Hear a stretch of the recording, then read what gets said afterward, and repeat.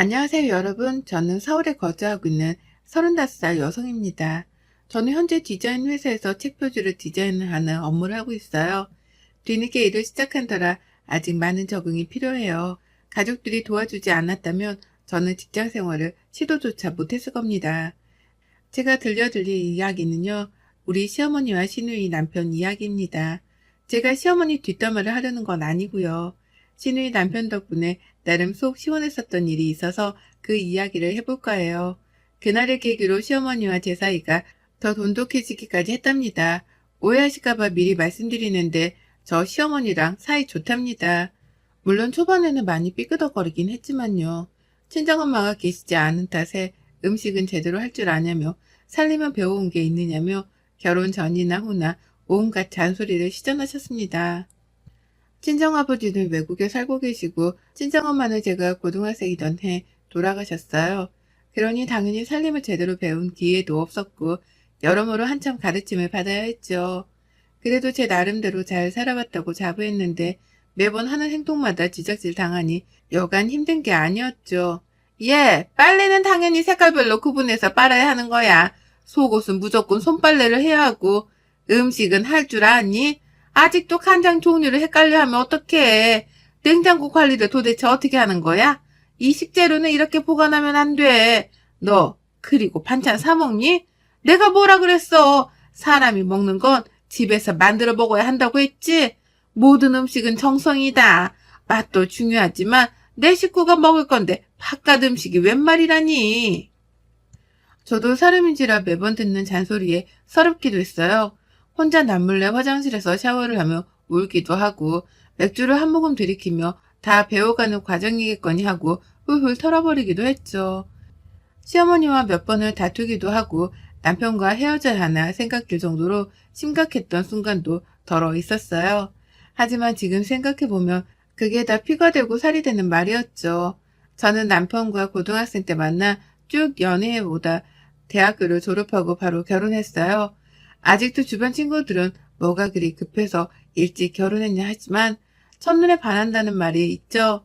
저희가 딱 그런 케이스예요. 지금까지 콩깍지 한 번 안 벗겨진 거 보면 저희도 신기하지만 그만큼 서로 의지하고 믿고 사랑한다는 증거 아닐까요? 저는 일찍 결혼해서 아이도 허니문 베이비로 생겼죠. 아이는 벌써 초등학교 5학년이랍니다. 이제 결혼을 시작한 친구들은 부럽다며 자신들은 언제 키우냐고 그러네요. 좋겠다. 우리는 이제 결혼하고 아이 낳고 키우려고 하면 아우 생각만 해도 끔찍하다 야. 그래도 너는 얘가 벌써 초등학교 5학년인데 다 키웠지 뭐. 부럽다 정말. 부럽긴 뭐가 부러워. 그리고 사람 사는 거 다 똑같다? 니들 직장 생활하며 여행도 다니고 맛있는 것도 많이 먹고 놀러 다닐 때 난 집에서 육아하느라 그럴 시간이 없었어. 난 그게 더 부러운걸? 저는 대학교를 졸업하며 결혼하고 바로 출산을 경험한 탓에 육아에 집중해야 했고 아이가 어느 정도 크기 전까지는 일을 하지 못했어요. 덕분에 사회생활의 경험은 남들보다는 현저히 적었고 경력이 단절된 기간이 길었습니다. 디자인 학과를 졸업한 탓에 프리랜서로 재택근무를 하던 게 다거든요. 아이가 어느 정도 크고 나서 시어머니께 맡기고 뒤늦게 일을 하게 됐답니다. 그것도 정말로 다행인 것이 재택근무로 일을 하던 디자인 회사의 인연으로 막내 디자이너로서 근무를 할 수 있게 된 거예요. 처음으로 시작한 사회생활이었기에 누구보다 잘해내고 싶은 욕구가 강했고 아이도 스스로 무언가를 할 줄 아는 나이가 되었다고 생각해 일을 해도 되겠다 생각했죠. 혼자만의 생각으로는 도저히 감당해낼 자신이 없었기에 남편과 시어머니에게 고민을 털어놓았죠. 그랬더니 웬일로 아이를 봐주겠으니 하고 싶은 대로 해보라며 저를 지지해 주셨어요. 그렇게 설레는 첫 직장 생활을 하게 된 거랍니다. 신우이도 재작년에 오래 연애한 남자친구와 아이가 생겨 결혼했고 올해 복직해 시어머니가 신우이의 23개월 된 아이까지 봐주고 계세요. 저희는 늘 시어머니에게 죄송하기도 하고 감사하기도 하고 그래요. 그래서 집도 시댁 근처로 이사와 서로 자주 왕래하며 지낸답니다. 신우이도 남편보다 한 살 아래고 신우이 남편도 저희 부부와 동갑이라 자주 만나고 이야기도 잘 통해서 거의 친구처럼 지내고 있어요. 저희 시어머니는 말 그대로 옛날 분이세요. 집안일도 깔끔하고 야무지게 잘하셔서 정말 주부 백단 수준이랍니다. 음식 솜씨도 좋으셔서 밖에서 외식은 거의 하지 않으시고 웬만하면 직접 만들어 드세요. 요즘 애들은 어떤 음식을 좋아한다니? 수혁이가 요즘 밖에서 떡볶이며 감자튀기며 잔뜩 사 먹던데 요즘 애들이 좋아하는 음식이 뭐라니? 글쎄요. 요즘 애들이 좋아하는 게 다 거기서 거기 아닐까요? 왜요? 어머니도 드시고 싶으세요? 제가 사드릴까요? 아니, 사 먹기는 무슨, 내가 언제 그런 거 사 먹는 거 봤니? 수혁이 학교 가고 아람이 어린이집 가고 나면 남는 시간에 공부 좀 해볼까 하고 내가 요리를 좋아하니까 그런 거 배우면 좀 낫지 않을까 싶어서. 혼자 무료하게 계시는 것보다는 나을 것 같아요. 얘들도 어머니 음식 잘 먹고 하니까 괜찮은 방법 같아요. 그렇게 아이들 입맛에 맞춰 음식을 배우고 싶으시다고 아이들 학교 어린이집을 보내놓고 요리학원까지 다니신답니다. 저희 시어머니는요, 여자는 그저 집안일을 하며 남편 내조에 힘써야 한다. 라는 고전적인 생각을 가지신 분이지만 가족을 생각하는 마음 하나만은 정말 최고세요. 물론 처음에는 어린 마음에 그런 시어머니가 적응이 되지 않았고 어렵기만 했죠. 한 번은 제가 임신 8개월쯤 배에 갑자기 묵직한 통증이 온 적이 있었어요. 막달이 다 되어가니 배가 뭉치는 증상인가 보다 하고 병원에서 처방받은 진통제를 먹으며 3일 정도를 버텼거든요. 마침 남편이 해외로 출장을 가 있는 상태여서 집에 저 혼자 있었는데 하필 혼자 있을 때 배가 너무 아파서 소리도 못 내고 끙끙 앓고 있었어요. 거의 기절하다시피 거실에 쓰러져 있었는데 마침 반찬거리를 주러 오셨던 시어머니가 저를 발견하시고는 급하게 119를 불러 병원으로 갔죠. 어머니, 저 배가 너무 아파요. 저 이러다 정말 죽을 것 같아요. 살려주세요, 어머니요. 아니, 얘가 왜 이래? 의사 선생님, 얘 좀 어떻게 해주세요. 우리 며느리 좀 살려주세요. 얘, 정신 좀 차려봐. 어머, 어머. 저는 극심한 고통에 정신을 잃었고 응급실에 실려가 여러 가지 검사를 받은 결과 담석증과 맹장염이 같이 온 거였어요. 지금 거의 맹장이 터지기 직전이에요. 임산부라 함부로 수술을 할 수도 없는 노릇이니 몇 가지 검사를 더 해본 뒤 내일 아침에 바로 수술을 하도록 하죠. 그동안 어떻게 버티셨어요? 이 지경이 되도록 뭐하고 계셨어요? 여기서 더 심했으면 당장 아이를 출산해야 했을 수도 있었어요. 그만큼 위험했단 소리입니다. 하지만 지금 상태를 보니 다행히 심각한 상태는 아니군요. 진통제로 놔드릴 테니 잠시 진정 좀 하시고 아침 때 다시 만납시다. 아기가 어떻게 되는 줄 알고 잔뜩 겁을 먹은 저는 시어머니의 손을 잡고 그저 눈물을 흘리기 바빴죠. 임산부라 복강경 수술이 되질 않아 정밀검사를 진행한 뒤 수술을 해야 했고 다음날 아침 어쩔 수 없이 개복 수술을 진행하게 되었어요.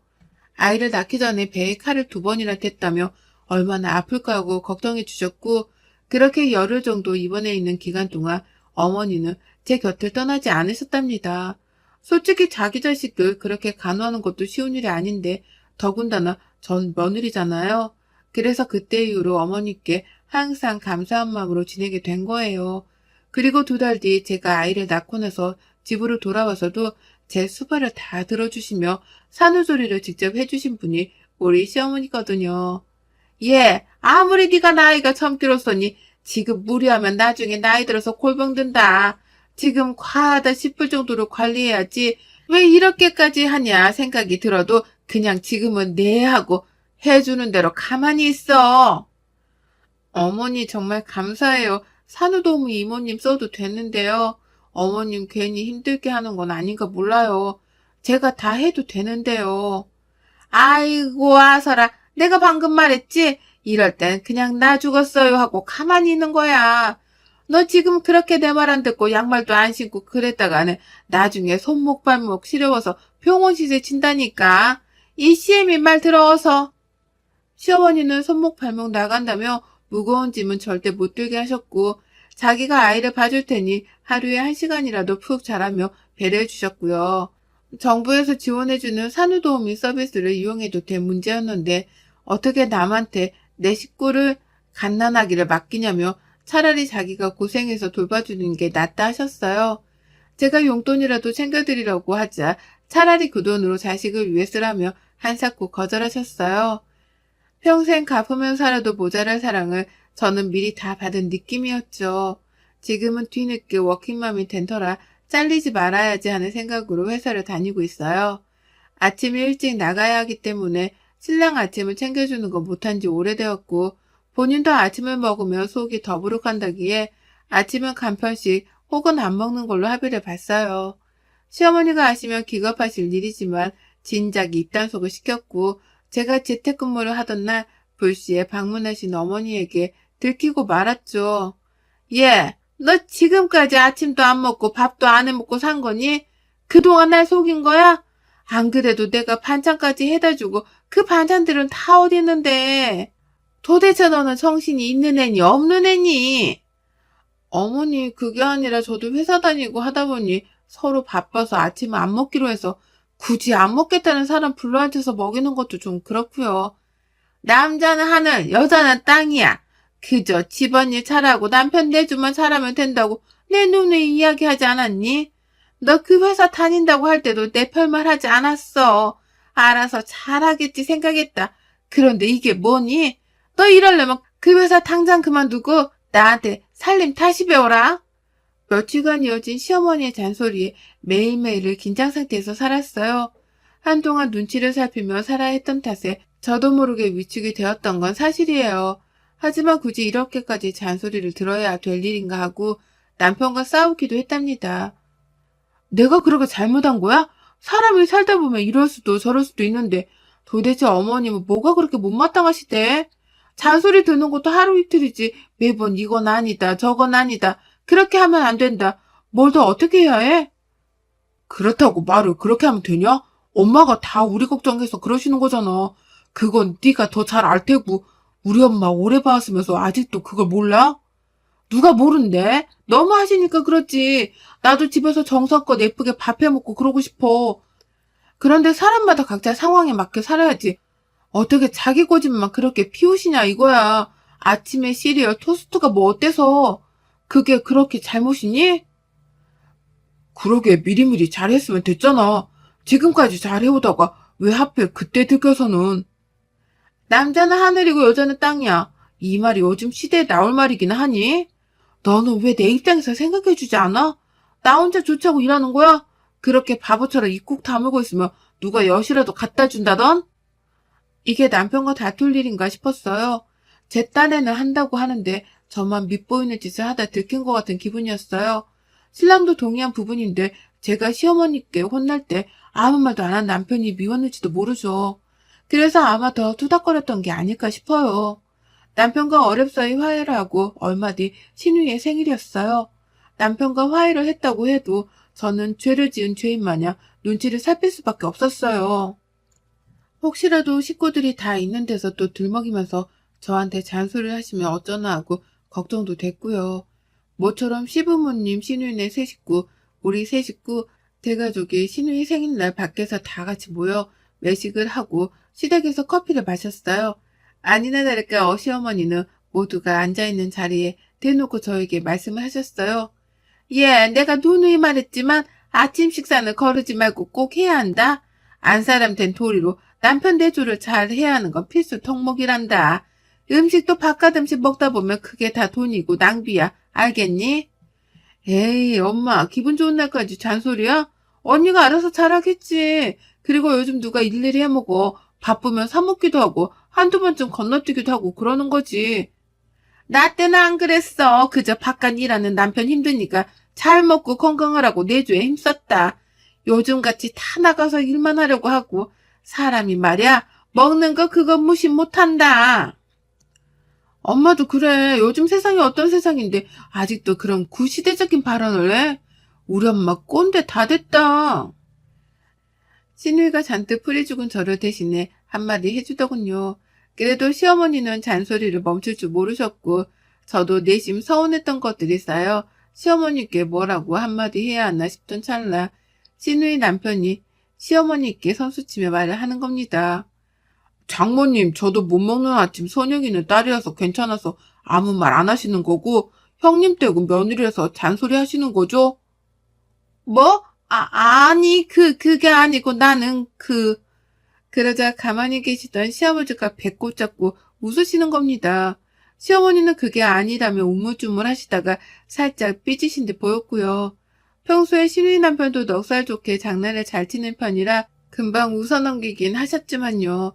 겉으로 보면 무뚝뚝한 경상도 남자지만 가족들한테만큼은 장난기 넘치는 개구장이었죠. 며칠 뒤 시어머니는 저를 따로 불러내셨어요. 저는 잔뜩 긴장한 채로 어머니를 만나뵈러 갔죠. 따로 둘이 만난 건 너무 오랜만이라 얼떨떨하기도 하고 무지 어색하더라고요.